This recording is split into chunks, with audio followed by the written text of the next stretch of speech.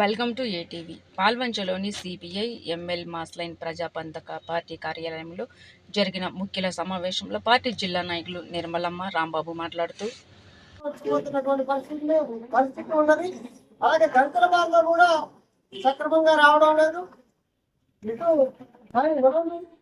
చంద్రానిగూడెం, రేగులగూడెం, తొమ్మలగూడెం, వంటలపాడు, మంచికట్ట, సారికట్ట, చారికట్ట వరకు కూడా ఇంకా అటు ప్రాంతంలో కూడా రానటువంటి పరిస్థితి.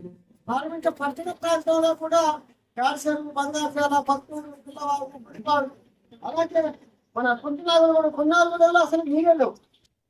అలాగే ఇటు ఇందిరాకాలని, ఇటు ప్రశాంత్ నగర్ లో కూడా అదే పరిస్థితి.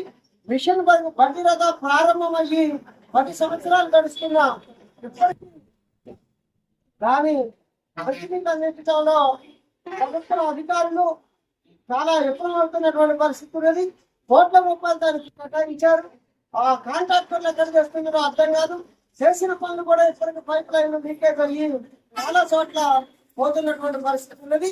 దీన్ని తక్షణమే అధికారులు యుద్ధ ప్రాతిపదికన చర్యలు చేపట్టాలి.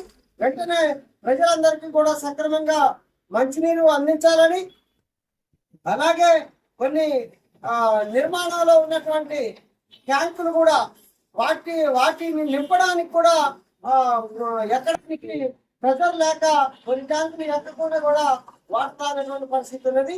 దీనికి కలెక్టర్ గారు, పిఓ గారు ఒక పక్క చెప్తున్నారు, వెంటనే పరిష్కారం చేయండి, సంబంధించిన నిధులు విడుదల చేస్తున్నారు. అయినా పనులు అక్కడే ఉంటున్నటువంటి పరిస్థితి ఉన్నది. తక్షణమే మంచినీటి సమస్యను మండలంలో, పట్టణ ప్రాంతంలో ప్రజలందరికీ ఆ మంచినీటి సమస్య పరిష్కరించాలని సిపిఐఎంఎల్ మాస్లైన్ భద్రాద్రి కొత్తగూడెం జిల్లా కమిటీ ఈ సందర్భంగా ప్రభుత్వ అధికారులు. Thanks for watching. For more updates subscribe to my channel. చూస్తూనే ఉండండి. మరెన్నో అప్డేట్ కోసం ఏఎస్ఎన్ 24 టీవీ న్యూస్ చేయండి, కామెంట్ చేయండి, సబ్స్క్రైబ్ చేయండి. Thank you.